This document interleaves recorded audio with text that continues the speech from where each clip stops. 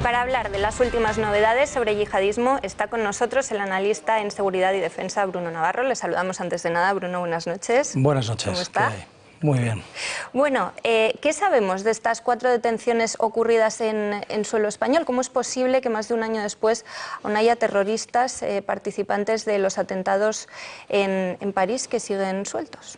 Bueno, hay que ver que no es esta la única detención. Estas detenciones de ahora, estas 4, hemos tenido hace 2 sábados 2 detenidos marroquíes en Madrid y Barcelona dispuestos a atentar, esos dispuestos a atentar en España, a hacerse mártires. El domingo pasado un palestino nacionalizado español que vivía en Canarias fue detenido en Barajas, en el aeropuerto, dispuesto a viajar a Irak y Siria. Tenemos un segundo patrón, no ya los que atentan, sino los que quieren viajar a luchar, a ejercer ese martirio en tierras del califato. Y ahora son los 4 detenidos en Almería, en La Coruña. Al menos uno, es cierto que había tenido contacto con uno de los involucrados en París, pero no es que haya uno de los involucrados en París suelto, sino que ya se ha descubierto que desde que hace 1 año, 2 años, tenían contacto con ese miembro de los que estaba involucrado en los atentados de París, además de estar relacionados con 2 detenidos recientemente en Austria, que también eran sirios, que habían entrado dentro de la oleada de refugiados por esa ruta de los mal llamados refugiados, que no siempre lo son, y en la que están, pues esta trama de estos 4 individuos estaba muy relacionada. Lo que no se sabe todavía es realmente cuál era su papel. ¿Era para atentar? ¿Era para traer más gente? Quiero decir, ¿qué es lo que realmente estaban haciendo y esa célula que se dedicaba o se quería dedicar, ¿no? Entonces, bueno, aún no sabemos tampoco si tienen o han tenido algún papel incluso en los atentados de París del año pasado, pero bueno, sí que tenían contacto con alguno de ellos, luego quizás algún papel han tenido, ¿no? Todo eso se irá dilucidando en las próximas horas y días. Y el mensaje al final es que las fuerzas de Cuerpo de Seguridad de Estado están haciendo bien los deberes, pero no van a poder hacerlo, como siempre digo en esta casa, no van a poder hacerlo siempre y en todas partes. Cada vez son mayores las detenciones y eso tiene un doble mensaje. Se hacen mejor las cosas o es sencillamente porque cada vez son más. Claro. Muy sorprendente, y muy sorprendente también la noticia que conocíamos hoy mismo, y es que algunas ONGs financiadas por países árabes en Europa podrían ser en realidad tapaderas para radicalizar a los musulmanes que viven en el viejo continente, tanto de primera como de segunda generación. Bueno, ni es nuevo, ni es sorprendente, esto ha ocurrido siempre así. Quienes fomentan la construcción de mezquitas y dan ayudas, diversas ONGs y asociaciones, son siempre estos países, entre los cuales podemos citar principalmente Arabia Saudí, en el bloque chií, pero minoritario en cuestión del dinero, en función del dinero que dan, sería Irán, pero sobre todo son las naciones sunitas, las petromonarquías, las que están financiando el wahabismo, el salafismo, es decir, lo que potencia el yihadismo, y los que radicalizan. ¿A quién quieren radicalizar? Tanto a las comunidades ya asentadas en España de hace tiempo, como a los propios musulmanes españoles, principalmente de Ceuta y Melilla, que lo son desde hace muchas generaciones, como a los refugiados e inmigrantes que llegan nuevos. Al final, ¿cuál es el resultado? Aumento de yihadistas. Ya, y si se sabe que esto es lo que están haciendo, ¿por qué se les deja seguir operando libremente aquí? Bueno, yo diría una cosa que también digo bastante en esta casa, que es el buenismo suicida, sumado al buen rollito de la Alianza de Civilizaciones, que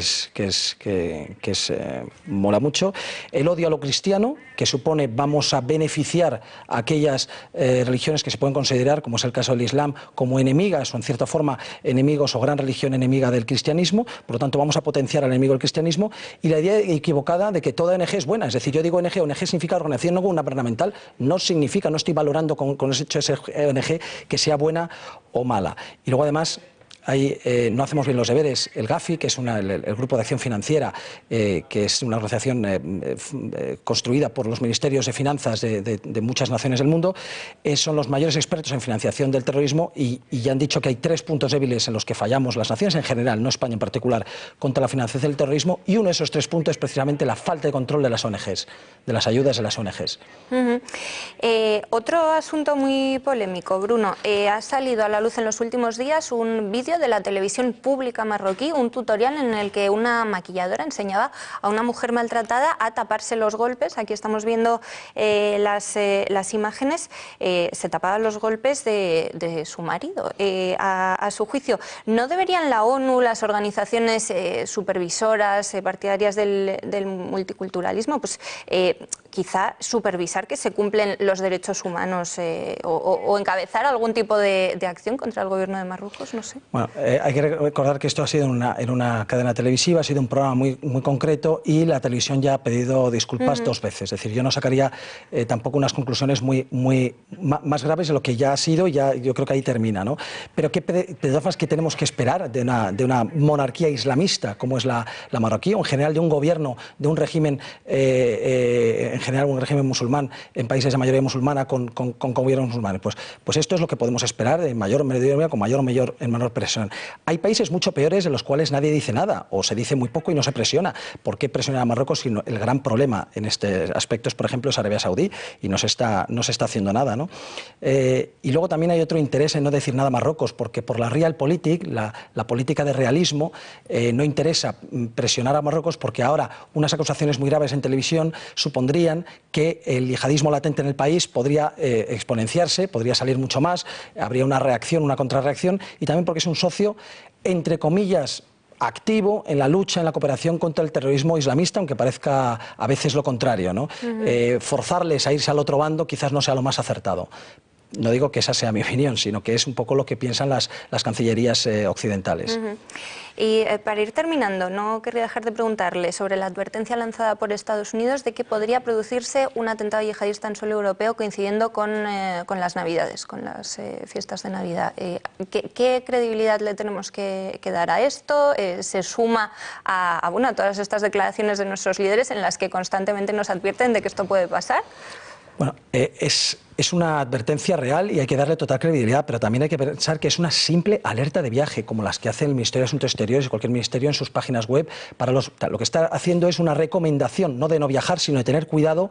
Ha habido una este verano y también la ha habido, y también se ha comentado bastante con la Eurocopa. Durante el verano también hubo una advertencia, la misma. Simplemente son alertas de viaje a los ciudadanos para que tengan cuidado con las masificaciones, con los lugares de asistencia masiva y tal. No están diciendo que no vayamos. Y esto lo que hace es lo que llaman los americanos el new normal. La nueva normalidad con la que tenemos que habituarnos a vivir significa tener relativo miedo, estar prevenidos y ir a los sitios, cuando vayamos a sitios de masificación, estar preparados, ver un poco dónde están los lugares de las salidas de emergencia, ver dónde está la policía, ver si veo algo raro, informar, es decir, tener un poco de cuidado. Y hay que tener en cuenta que los norteamericanos han tenido muertos en Europa estos años. Han tenido en el tren del AVE, aquel famoso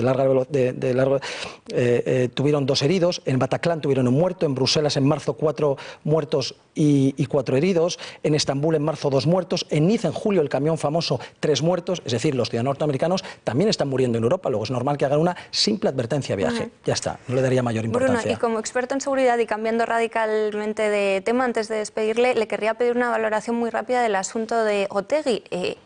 ¿Realmente él pensaba que le iban a dejar sobrevolar Estados Unidos? Yo creo que ni por asomo. Los terroristas, si son algo, aparte de unas alimañas, son unos expertos en seguridad porque dedican su vida a intentar vencer nuestra seguridad. Por lo tanto, son expertos en seguridad. A estas alturas, un terrorista de la catadura de este hombre no puede desconocer que la entrada a Estados Unidos, pero si es que a mí, por haber estado el año pasado en Irak ayudando a los cristianos refugiados, he tenido que sacarme un visado en vez de conseguir la autorización electrónica. Mi mujer tiene apellidos coincidentes con las de una terrorista de ETA y cada vez que va estoy, quiero decir, eso es algo habitual en cualquiera.